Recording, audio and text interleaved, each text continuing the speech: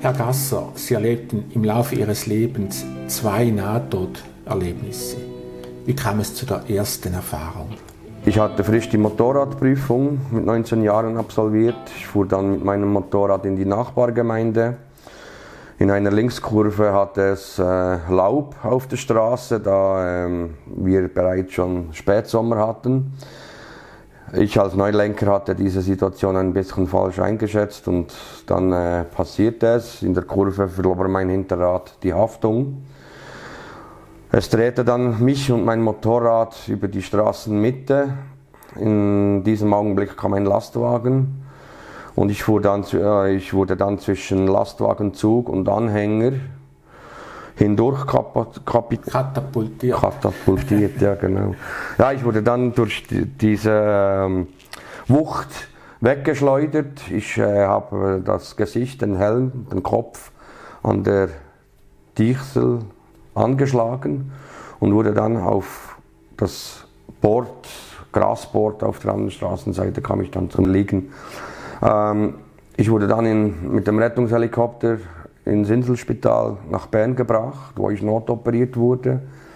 Ich hatte einen dreifachen Schädelbruch, ich hatte das Schlüsselbein gebrochen, ich hatte einen offenen Ellbogenbruch, ich hatte das Schambein gebrochen, ich hatte einen Milzriss und ich lag dann dort im Koma. Sie mussten mich dann in ein künstliches Koma versetzen auch noch, da ich schwere Verletzungen am Hirn davontrug. Die Erinnerung vom Unfall habe ich keine. Das ist alles durch Polizeirapporte und Erzählungen von Zeugen. Konnte man das mir dann erzählen, wie es genau passiert ist. Im Spital, die ganze Operation, die ganzen Aufenthalt habe ich auch keine große Erinnerung eigentlich. Das Aufwachen aus dem Koma war dann für mich, ich hatte ein weißes Licht gesehen. In dieser Bewusstlosigkeit hatten Sie die erste Nahtoderfahrung? Jawohl, genau. Ja. Und dort hatte ich einfach ein Licht. Ich hatte zwar das Gefühl, dass ich kalt habe, dass ich friere, aber dieses Licht, ich wollte zu diesem Licht, ich wollte wissen, was dort ist. Und ich habe dann versucht, zu diesem Licht zu gelangen, habe mich konzentriert auf diesen weißen Punkt, der dann auch immer näher kam. Und je näher dieser Punkt kam, desto wärmer hatte ich das Gefühl, habe ich bekommen. Und das Licht kam dann immer wie näher zu mir. Und plötzlich ging ich durch das Licht durch und öffnete meine Augen und da war ich im Spital, auf der Intensivstation.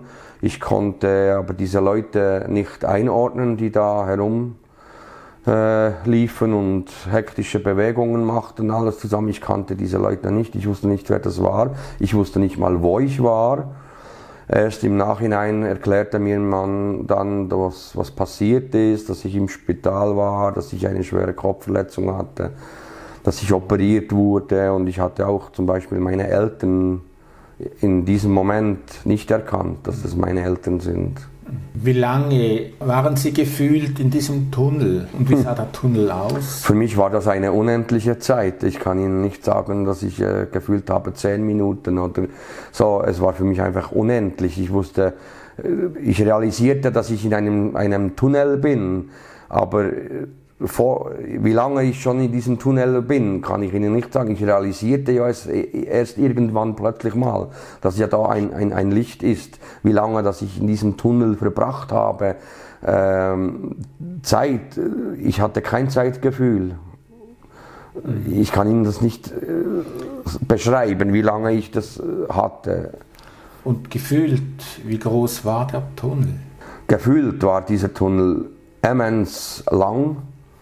Ich habe eigentlich fast den Eindruck, dass ich das gar nicht schaffe, zu diesem Licht hinzukommen. Und trotzdem habe ich es geschafft, dass ich zu diesem Licht konnte und durch dieses Licht gehen konnte und konnte schauen, was am Ende hinter diesem Licht ist. Und da war mein Leben, hinter diesem Licht war mein Leben.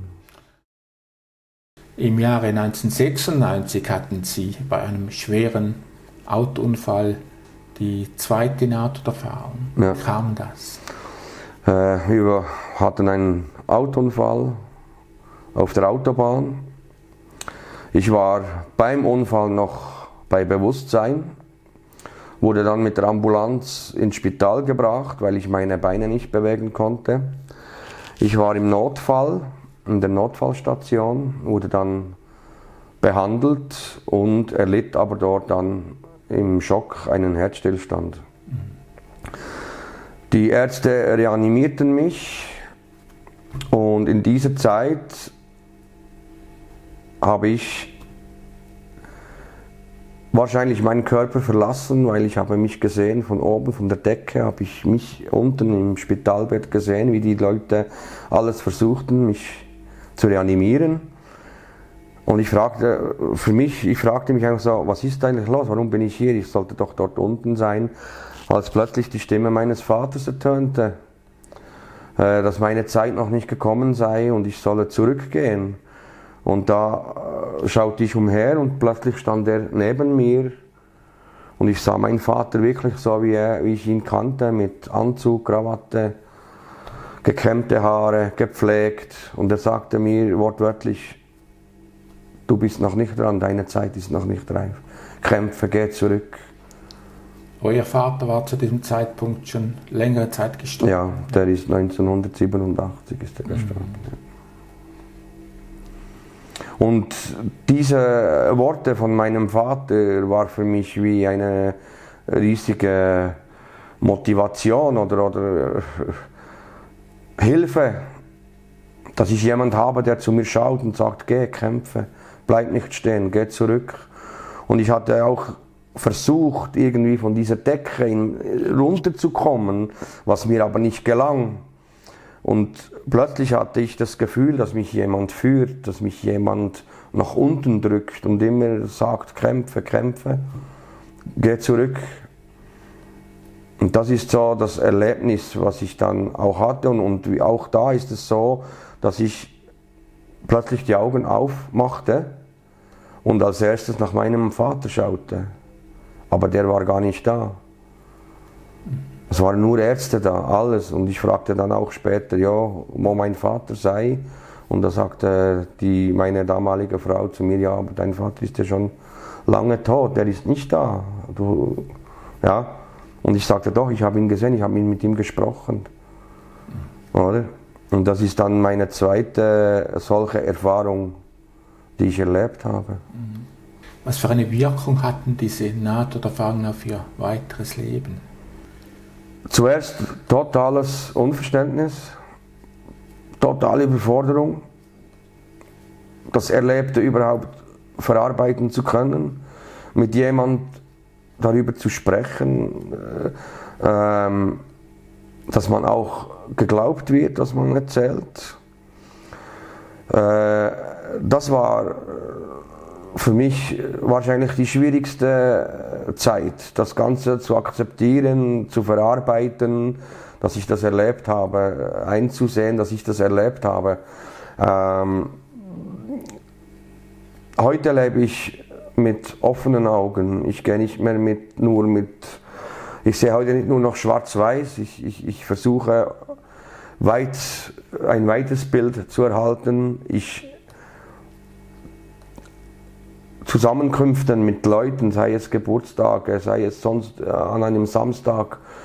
Ich nehme diese Situationen heute viel mehr wahr und schätze diese Sachen viel mehr als früher. Also es gibt heute Sachen, ist auch mit dem Alter natürlich, mit der Reife auch, hat auch ein bisschen zu spielen. Heute ist es für mich einfach wie ein zweites Mal auf der Welt sein zu dürfen oder ein drittes Mal sogar auf der Welt sein zu dürfen und hier alles Mögliche zu erleben, weiterhin noch zu erleben, und das ist für mich ein riesiges Geschenk, das ich erhalten habe, warum auch immer. Ich habe es aber erhalten und ich bin froh, dass ich heute überhaupt lebe und über solche Dinge sprechen kann. Glauben Sie ein Weiterleben nach dem Tode? Das ist eine sehr schwierige Frage, die wir von letzt auch gerade im bekannten Freundeskreis besprochen haben. Da haben wir uns auch diese Frage gestellt, gibt es ein Leben nach dem Tod? Ich sage, oder ich hoffe, dass es ein Leben nach dem Tod gibt. Wie das aber aussieht, dieses Leben, das habe ich keine Vorstellung.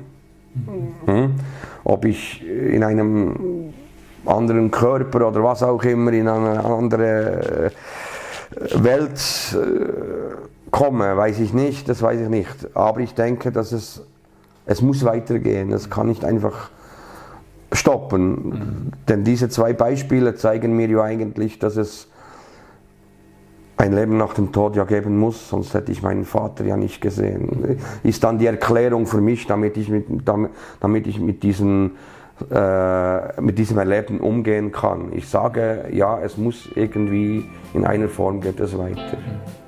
Herr Gasser, herzlichen Dank für das Gespräch. Bitte gern geschehen.